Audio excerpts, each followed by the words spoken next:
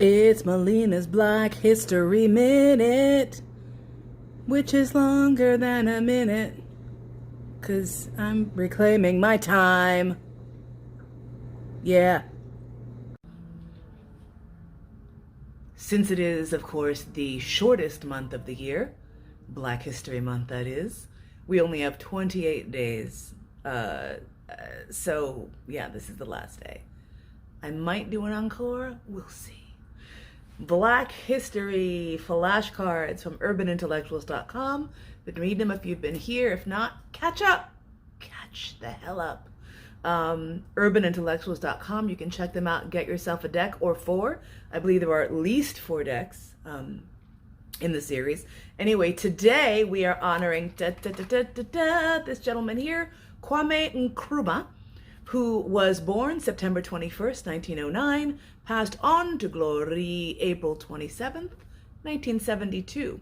And he was the Prime Minister of Ghana between 1957 and 1960, and the President of Ghana from 1960 to 1966. He helped organize the 5th Pan-African Congress in Manchester, England in 1945.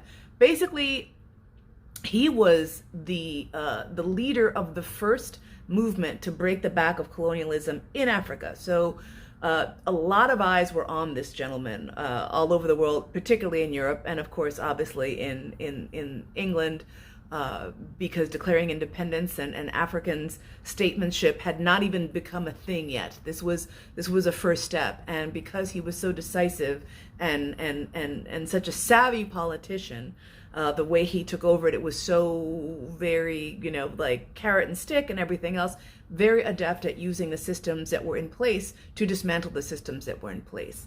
Declared the independence of Ghana from the UK in 1957. Yay. And of course, that did not come without subsequent problems, particularly financial, because what the hell are you going to do at the end of a colonial period? It's going to be a bit of a mess. He announced plans for a new constitution, which made Ghana a republic in 1960.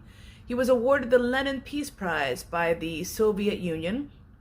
Let us take note. He was down and chill with the Soviet Union and China as well, which I'm sure had nothing at all to do with his overthrow only a few years into his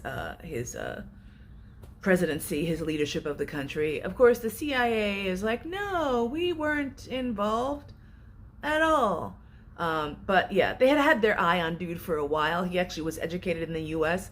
He came to America, got like 4 degrees, within a few years, and was very tight with a lot of the folks here in the States who were doing the work, Dr. King, etc. He actually had Dr. King and Coretta Scott King kind of visit and chill out with him in Ghana at one point. They had some very interesting eye-to-eye connections. What's fascinating is that they had a sort of agree to disagree on the level of violence and confrontation that might be necessary in order to secure rights and revolution, but they had a mutual respect.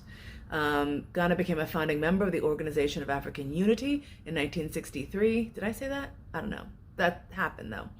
In 2000, he was elected the greatest African of the millennium by a vote in Africa, and apparently was also similarly recognized by Europeans. So, that's interesting. I don't really care what the Europeans have to say, really. But I find that in all of Africa, someone who really promoted Pan-Africanism over quote-unquote tribalism was very, very well respected. At the time, of course, that gave him a little bit of problems, because if you want people to look to the country, to the nation, to the continent over their own individual ethnic groups, you might get a little pushback, which he did, of course.